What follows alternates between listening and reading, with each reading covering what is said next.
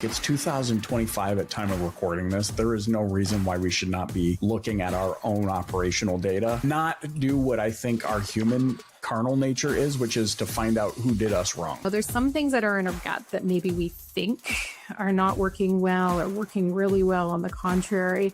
But if we don't have anything to support that gut, it's hard to have a conversation about improving matrix if you're just going off a gut. From a curricular perspective, in helping shape the next generation of leaders in the industry, what are some of the core ideas or topics that you desire to impress upon them early on in the course? I think this is where I'm really seeing a gap is the leadership, how individuals tend to become in leadership skills. And they often are the individuals that have done a really great job in their given roles. And while the individual may be very proficient at the functions themselves, they may not have the leadership skills. What do you recommend the best way is to position people's mindsets so that as we build the next generation of leadership in the industry, they're not coming into it from a position of fear, but a position of preparation? My greatest piece of advice to somebody that's looking to be leading teams and working with people is, one of the things that I enjoy most about producing the Dealer Playbook is hearing from you. The messages that I get of people who are getting so much value out of the podcast, applying it to their day-to-day workflows and finding a thriving career right here in the retail auto industry. It means the world to me. And one of the ways that we make doing this possible is through my agency, Flex Dealer. And of course, in the spirit of providing value, I think this is a perfect time to head over to www.flexdealer.com to show even further support for you, my beloved DPB gang. Right now, if you go to my website, flexdealer.com, you can get a full free PDF of my #1 best-selling book, Don't Wait, Dominate. And the reason I think it's so special is that a lot of the topics that are discussed in this book are even more relevant today than ever with this surge in popularized AI and people wondering, well, what can I do next? How can I have a competitive advantage? Well, that's all here in this book. And so I'd love to be able to offer you a free copy of this. If you go to flexdealer.com, it would mean the world to me because that is how we continue to produce this show for you.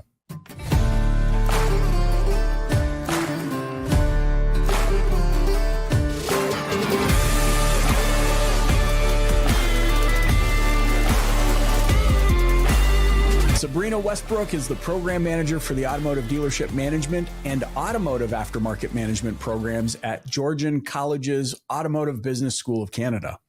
With nearly 3 decades in automotive education, she's guided countless professionals toward career growth while overseeing admissions for the Canadian Dealer Academy.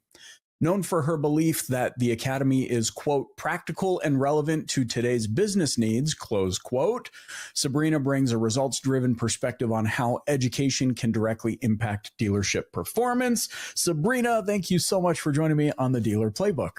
Thank you so much for having me. I'm excited to be here. I have to know, how did you get into this, facilitating these programs for the Dealer Academy? Well, it's interesting because I can share, something similar to a lot of people that enter into the automotive industry. I kind of fell into education. It didn't happen. It wasn't a planned route. And in fact, at one point in my youth, I thought I would become a police officer. But Here I am working in education, and the majority of my career has been primarily in education. And, I ended up doing a co-op with our corporate training division of Georgian College way back in the 90s. And that led me to working on some really interesting projects. At that time, there was the water crisis in Walkerton. And so I started out working on wastewater treatment training programs for those individuals. I did some interesting work with the land surveying company, with Bell Canada, some large corporate clients that, I really started to see that education was an opportunity for me to be able to help them elevate people and allow people to do better and improve in their careers. And ultimately, I'd like to think that the work that they do then helps other people. And so that was incredibly intrinsically motivating for me. And again, like people that come into the automotive industry, you come in thinking it might be one thing, you get in and, I think your eyes are opened to the endless possibilities that are out there. Yeah, I've maybe only stumbled upon a few individuals who were like, "Oh yeah, I dreamt of the car business." Like I came out of the womb and I was like, "Let's go." I lined my cars up, my little Tonka trucks, my Mattel toys, and I lined them up on the front line. Outside of that, I mean, that's one of the things that really inspires me. We were talking pre-show about the fact that this industry welcomes individuals from so many different walks of life, all walks of life, pretty much, and doesn't matter what level of experience they have or what they were doing before, creates a glass ceiling for people that they can crash through anytime they want. And we see it time and time again, whether it's you as an educator or, somebody that wanted to be a police officer that got into education, or somebody that was a police officer that got into the industry, or whatever else. They come in, and for those that really catch the vision, go, "Oh my gosh, I can create an amazing life using this," no pun intended, as the vehicle to help facilitate that. I think is really interesting. Recently, in a feature about the Canadian Dealer Academy, you said the program is, quote, "practical and relevant in today's business needs. It's not the kind of program you learn and then shelf." Would you mind, if you have one, to share a recent example, perhaps of a student in the program who's applied something from the curriculum that they then were able to bring to the dealership to see results? Absolutely. And Michael, maybe I can just step back for your listeners. So at the Canadian the Automotive Business School of Canada, at Georgian College, we have a few different programs. So we have our undergraduate programs. We have a 2-year diploma. We have a 4-year degree, both with co-op opportunities, and also an opportunity for individuals to participate in our outdoor auto show. But then we have the postgraduate program, which is the one that you're referring to. And so the postgraduate program is essentially our general manager Dealer Academy.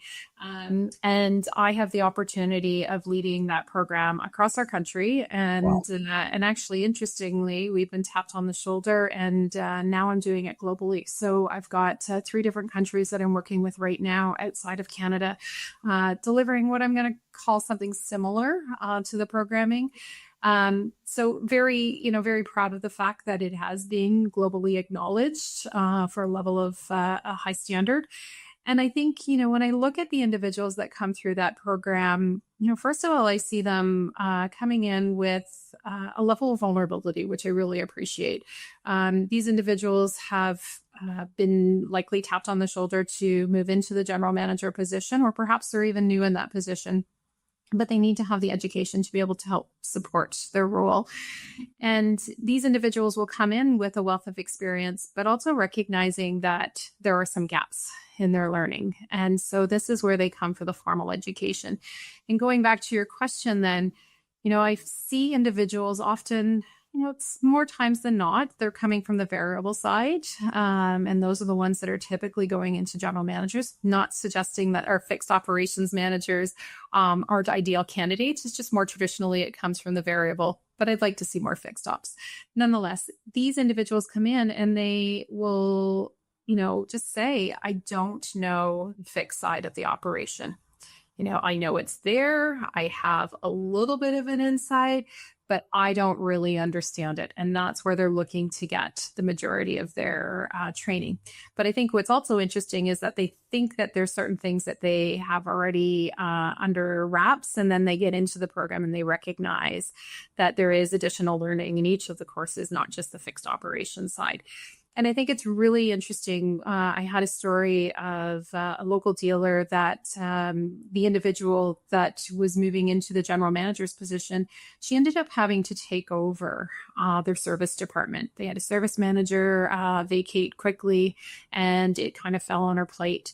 And that's while she was actually in the program. And it's interesting to hear her tell the story about how the program helped her navigate being able to run the service department and not necessarily being able to do that without the knowledge and experience that she did gain from the program.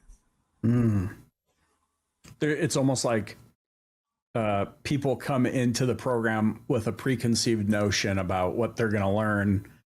Then they get into it and realize, wait, there's surprise here. There's actually more to all of this than meets the eyes.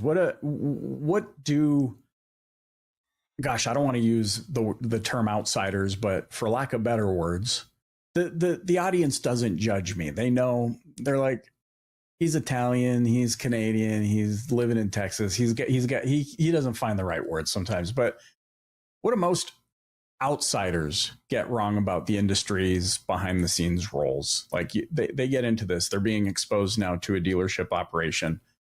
What's surprising to people? What are they sharing with you?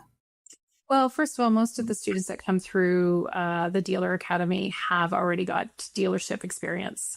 So, that's one thing that's very interesting about the automotive industry is that people can start out and maybe they are, doing detailing, or maybe they're jockeying vehicles on the lot, reception, what have you. I hear that all the time about that's where they start and then they grow within the organization or in the industry. And so one of the things that I think is surprising is that, within our program, one of the key things is that you are using your own dealership data, right? So they are able to use their own DMS reports, their own financial statements, their own measures. So, reviewing their PMAs and being able to use data that is applicable to them. And so at the end of the program, essentially, they will have the tools to be able to construct what we would consider a 5-year business plan. But more importantly, as they're learning through the course material, they're actually going and implementing it right away. So I had a dealer that took one of the fixed ops courses. And, the next time I saw him, he said, we were able to go back, review some of our practices, start asking questions about, why we're doing some of the things that we're doing. And they were able to improve their bottom line in that department by 6% month over month, and that was first month. And so I think that's the thing, is that this particular program, like I said, is not one that you're just going to learn the materials, go to a workshop and go back to your office and throw the book on your shelf and never look at it again.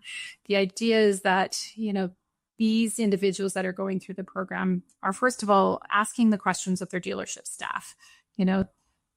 It's okay to be able to lean on your service manager, your parts manager, your F&I manager, whoever it might be, to start asking the critical questions. Intelligent questions. We're equipping them to be able to point them in the right direction. And then they can go and ask those questions and build a reliance on each other, but also be able to help each other improve their bottom line and efficiencies and everything else that's being measured in the dealership world. Hey, does your marketing agency suck? Listen, before we hop back into this episode, I know you know me as the host of the Dealer Playbook, but did you also know that I'm the CEO of Flex Dealer, an agency that's helping dealers capture better quality leads from local SEO and hyper-targeted ads that convert? So if you want to sell more cars and finally have a partner that's in it with you that doesn't suck, visit flexdealer.com. Let's hop back into this episode. Oh my gosh, we could do a whole episode just on this piece because, and you probably notice I'm looking down and I'm writing notes. What I think is so critical about this is, and we're still seeing this run rampant in the industry, and I see what you've just said as a solution. This quasi hands-off leadership approach that succumbs to the visceral gut feeling of like, things aren't right, but and then they just grasp at straws. The power I see in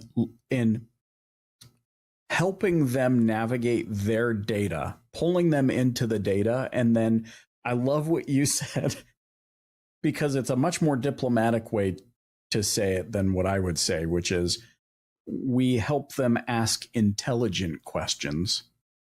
I would say people are special.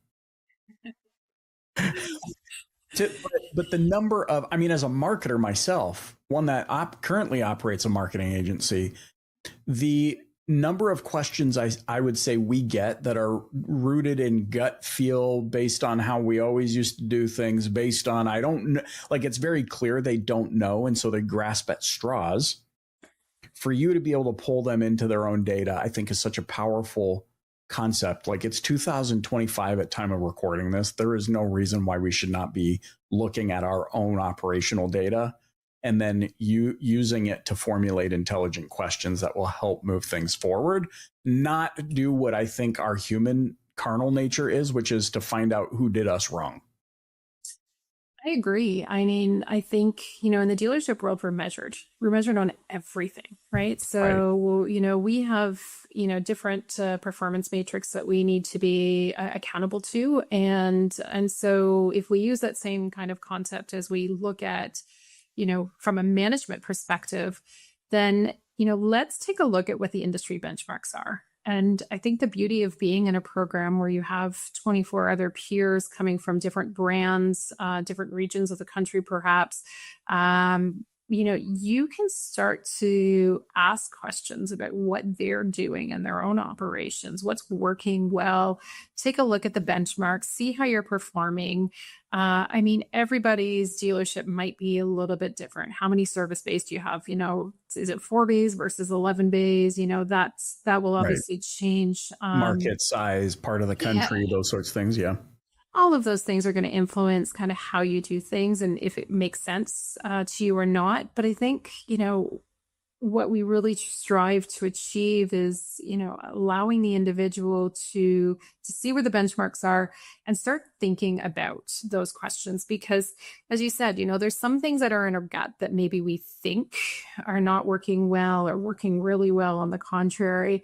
But if we don't have anything to support that gut, then I don't think that, it's maybe, it's hard to have a conversation about improving matrix if you're just going off a gut.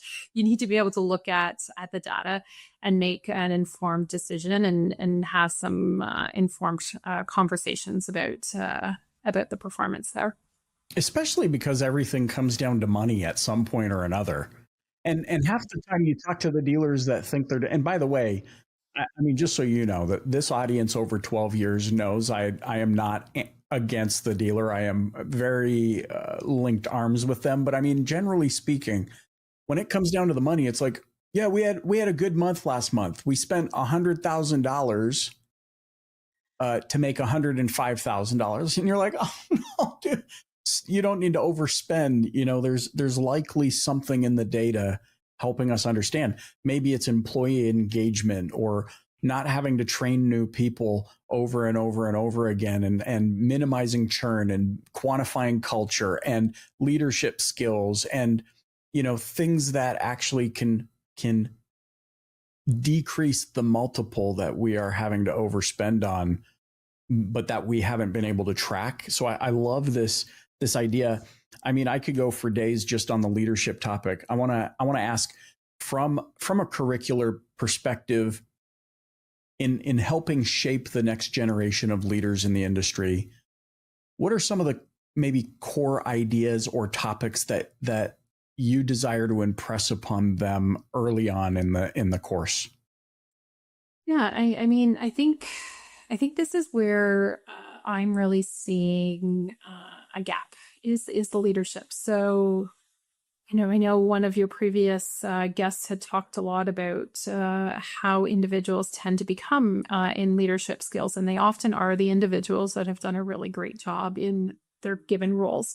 And so those are the individuals that typically get tapped on the shoulder, and either they become the department managers or therefore then they become the general manager. And while the individual may be very proficient at the functions themselves, they may not have the leadership skills. And I think, in today's world where we do have a very diverse workforce, I think it is really critical for us to be focusing in on leadership capabilities. these individuals are going to be the ones that are going to be able to rally the troops when times are hard, be able to celebrate the wins when things are going well, but also be able to manage all the complexities of, what working with humans is like. And I think as we look at, as I get older and I see this, the other generations coming in behind me, I think it's, appropriate to realize that different generations have different desires and different needs. And while, we may want to turn a blind eye to it, at the end of the day, we're selling vehicles, but we are very much a people-centric business. We're selling relationships. We're, really managing the individuals that are the ones that are supporting our customers. And so I think leadership is really, really critical. And I think, maybe turning off some of those prehistoric views on leadership, I think is important. I've seen some kind of militarian type views come into the room. And, while I understand everybody has different lived experiences, I also think we need to kind of expand our minds and think about what life could be like in our worlds and our, in the dealership, what culture could be like if we started to explore some different leadership styles.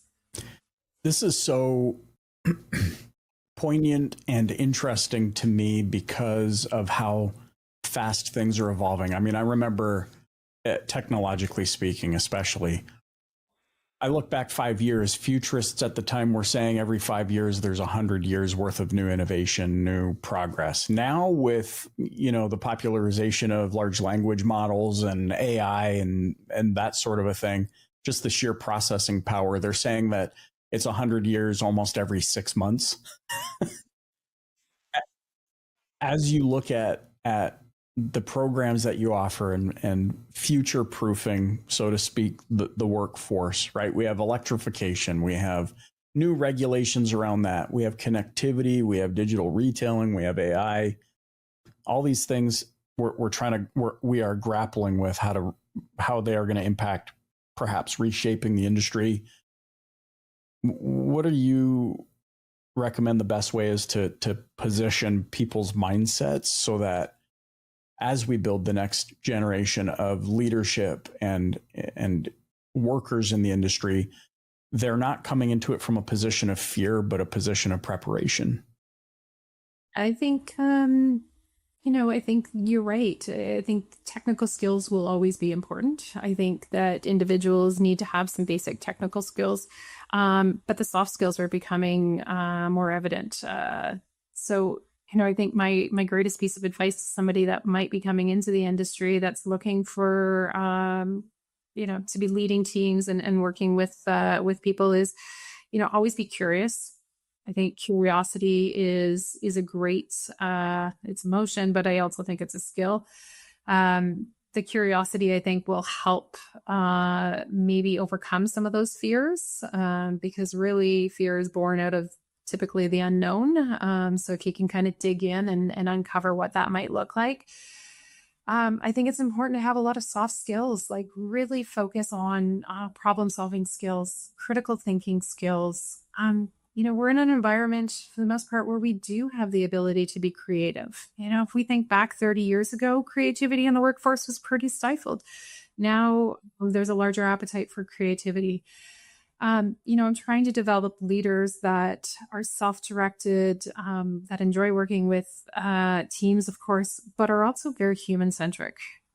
Because at the end of the day, if somebody is coming into their roles and they've got a lot of life happening in the background, it's going to impact what they do at the office or the dealership. And so it would be very naive of anyone to think that just needs to be packaged away and put away because, that's for their home life and whatnot. So I think, I would encourage leaders to also get curious about their people, right? Figure out what ticks for them, what gets them up in the morning, what gets them out of bed, what motivates them. And that's, just take 5 minutes and have a coffee with them. Ask them some questions about what happened on the weekend. What did you do on the weekend? What'd your kids do? They'll open up and share when they're comfortable doing so. And that will help you be a better leader for that person and ultimately for the entire team. I love this answer. I'm not going to get into, like Steve Martin says, would you spare me the details? And I'll do my best, right? But I'm passionate about this because you brought it back to what I think the most important thing is. Yes, all of this innovation is going to continue to happen. Innovation can't stop. We'll never come to a standstill. But we're placing our chips on what we believe will remain consistent, and that is our desire to be connected with other human beings. I lived in the Philippines early in my 20s, and there is a little monkey there called a tarsier. And tarsiers need to be with their soulmate. They pair off. You can look them up on YouTube. Creepy little critters. They're tiny. They're like this. But they need connection. With everything going on in the world, I come back to this. It's like, yes, and we desire connection. And what's so cool about the auto industry is it's an experience industry, but it is also a connection industry. And so the way that you brought it back to soft skills, what can you develop? What's going to happen when AI takes over everything? Well, I'm still going to want to connect with a human being, i.e. soft skills. Well, what happens when cars drive themselves? Well, I hope I'm in that car with someone else, i.e. human connection, i.e. soft skills. It just brings us right back to the point. I think it's so critical, Sebrina, as we wind down. How can those listening and watching connect with you?